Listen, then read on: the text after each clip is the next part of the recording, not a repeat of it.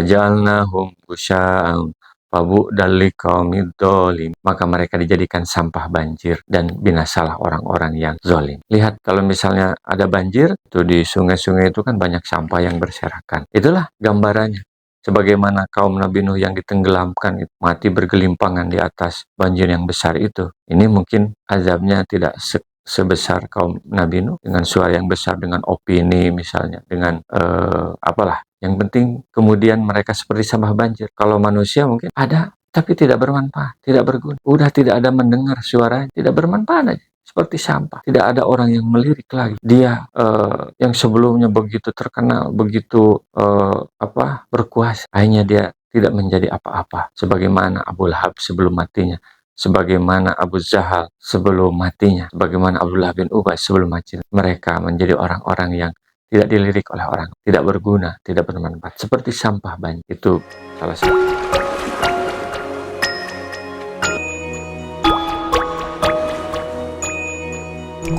Assalamualaikum warahmatullahi wabarakatuh. Teman Quran, apa kabar hari ini? Semoga bahagia selalu menyertai teman Quran semuanya. Pada bagian kali ini, Allah Subhanahu wa Ta'ala setelah menyampaikan tentang bagaimana ketika kita menyampaikan dakwah keimanan, mengajak kepada keimanan, mengajak orang untuk menjadi orang yang beruntung di dunia dan akhirat, untuk menjadi orang-orang yang menang dengan beriman kepada Allah. Nabi Nuh ditentang luar biasa oleh kaumnya, dan orang yang menentang kemudian ditenggelamkan dengan banjir. Maka pada segmen ini, pada bagian ini, surat Al-Mu'minun ayat 31-41, Allah menyampaikan bagaimana alur sejarah itu terjadi, bahwa orang-orang yang menentang terhadap keimanan, dia akan menjadi sampah banjir yang tidak akan berguna, menjadi seperti sampah daun yang tidak bermanfaat. Kalau sampah daun mungkin berarti ini sampah banjir yang tidak ada manfaat, tidak ada gunanya. Allah Subhanahu wa Ta'ala berfirman, A'udzubillahi minasyaitonirrajim, Bismillahirrahmanirrahim, Tsumma ansa'na min ba'dihim qarnan akharin. Kemudian kami jadikan setelah mereka kurun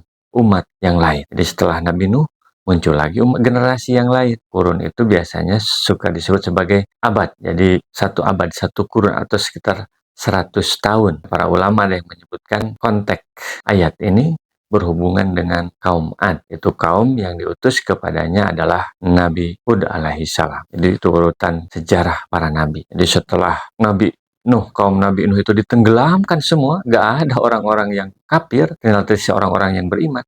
Ternyata muncul lagi yang namanya orang yang tidak beriman itu. Maka Allah mengutus lagi yang menyampaikan keimanan, mengajak orang untuk beriman. Meskipun di sini memang tidak disebutkan, mungkin hikmahnya supaya jadi pelajaran sampai hari ini, jadi penekanan. Farsalna fihim rasulam minhum ani'budullaha ma lakum min ilahin ghairuh afala tattaqun. Maka Allah mengutus, maka kami mengutus, kata Allah, utusan bagian daripada mereka. Apa ajakannya? Ani'budullaha ma lakum min ilahin ghairuh, supaya menyembah hanya kepada Allah, karena tidak ada untuk kalian Tuhan selain daripada Allah yang sudah disebutkan sebelum, yang menurunkan hujan, yang menciptakan langit dan bumi. Afala tattaqun. Kenapa kalian tidak takut kepada Allah, tidak takwa kepada Allah, tidak disiplin dalam hidup mengikuti aturan yang dibuat oleh Allah Subhanahu wa Ta'ala? Ini inti dakwah para rasul, mengingatkan kepada umat supaya mereka selamat. Tapi apa yang terjadi? Ternyata tidak semua kebaikan,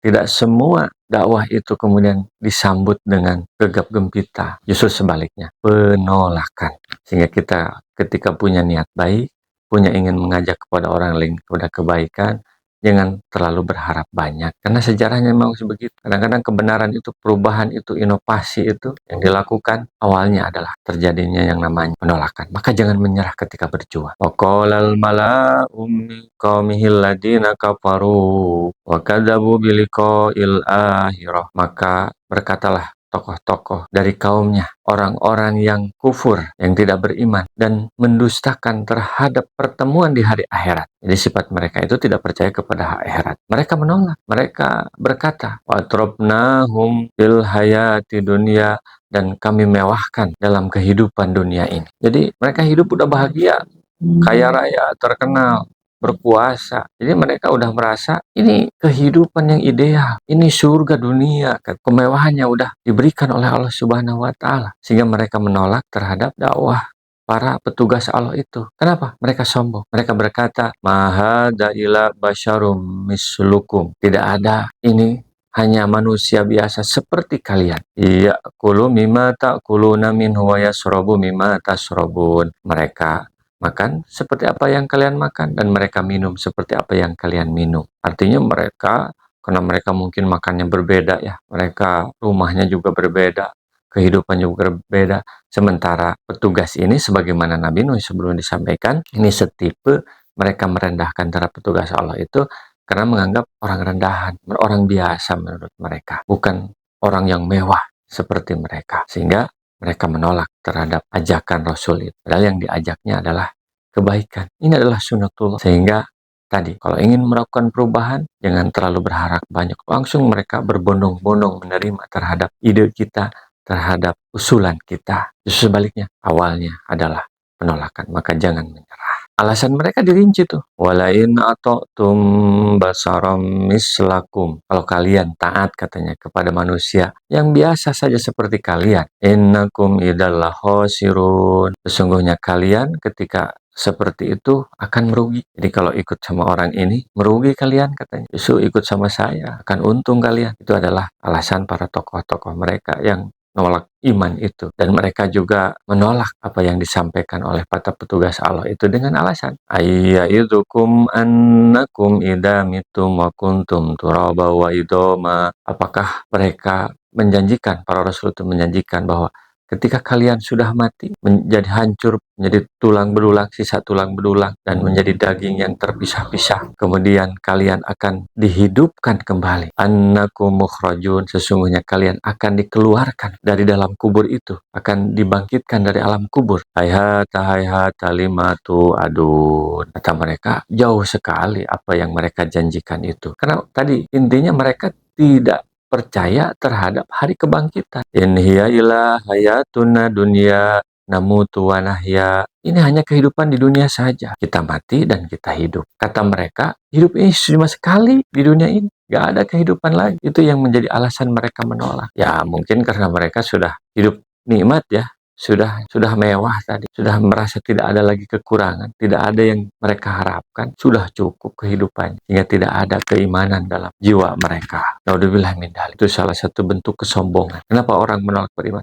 Sombong, merasa lebih baik, merasa lebih kaya, merasa lebih berkuasa, dan intinya adalah mereka tidak percaya terhadap kehidupan akhirat. Padahal sebenarnya kehidupan itu dua kali, di dunia dan di akhirat. Dan kehidupan yang sejati itu adalah nanti di akhirat. Dan mereka mengejek terhadap pendapat ini. Mereka mengolok-olok terhadap pendapat ini. Mereka membuat konten-konten yang mengolok-olok surga dan neraka. Mereka berkata, surga itu ya di dunia ini. Tidak ada lagi surga di akhirat. Karena mereka tidak percaya. Mereka tidak beriman. Wa ma nahnu bimab'usin. Dan kami, kita semua katanya tidak akan dibangkitkan lagi dari kubur. Itu inti penolakan mereka. Dan mereka menyerang terhadap petugas Allah itu dengan berbagai teknik, berbagai cara untuk menghancurkan kredibilitas tokoh-tokoh para rasul itu, petugas Allah. In huwa illa rajulun iftara 'alallahi kadiba. Mereka berkata, sesungguhnya para rasul itu hanya orang-orang yang membuat-buat kedustaan kepada Allah. Jadi mereka juga mengenal Allah, itu disebutkan nama Allah, dan mereka menyebutkan mereka itu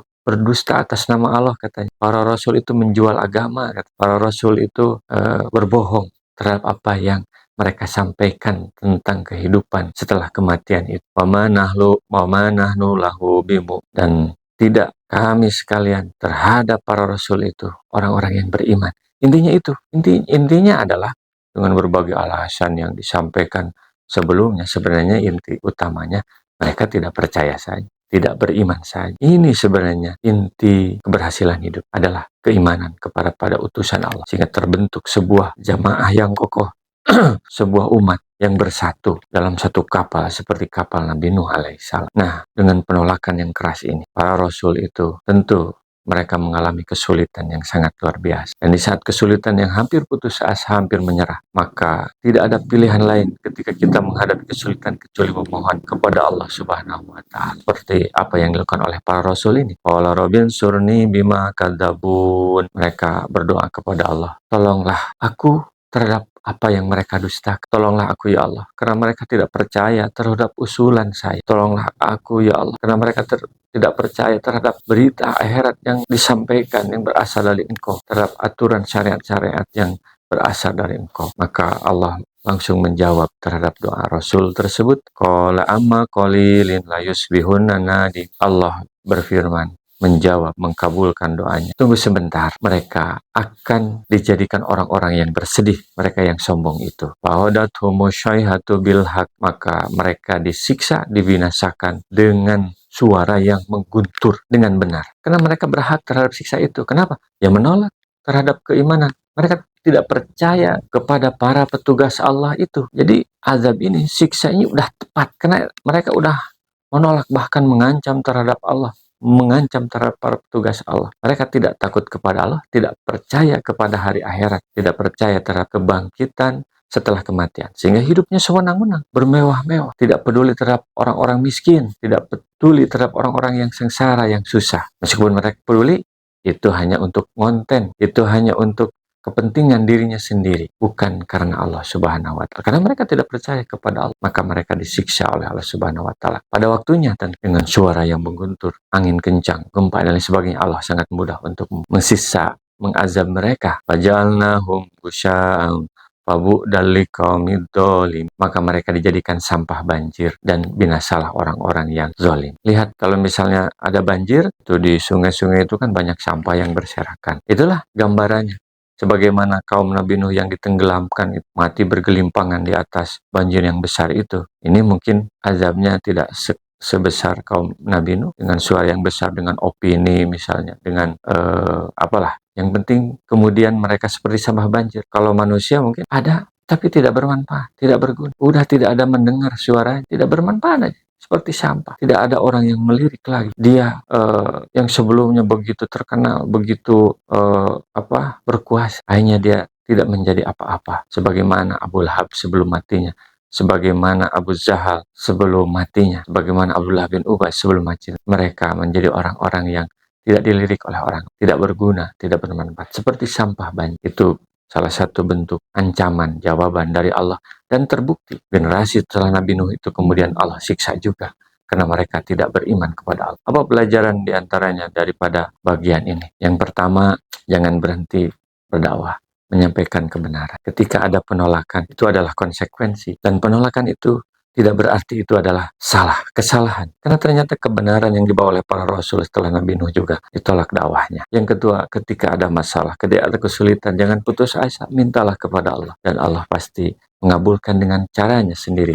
Meskipun jangan tergesa bahwa apa yang kita minta langsung terjadi. Amma qalilin, kata Allah. Tunggu sebentar, ada waktunya. Setiap orang ada masanya, setiap masa ada orang. Sehingga sabarlah ketika berjuang. Yang ketiga, di sini ditegaskan kembali bahwa dakwah para rasul itu intinya mengajak bertauhid kepada Allah, bertakwa, takut kepada Allah, bukan yang lain. Dan untuk takut kepada Allah itu adalah keimanan kepada hari akhirat, bahwa kebangkitan setelah kematian dan akan diminta pertanggungjawaban itu adalah sebuah kepastian yang akan mendorong orang untuk bertakwa kepada Allah. Pintu adalah inti dakwah para petugas Allah. Shadaqallahul adzim. Semoga bermanfaat. Assalamualaikum warahmatullahi wabarakatuh. Rasulullah SAW bersabda, baligu anni walau ayatan, sampaikan dariku meskipun satu ayat. Mari kita sebarkan jalan kebahagiaan dengan like, share, dan subscribe channel ini.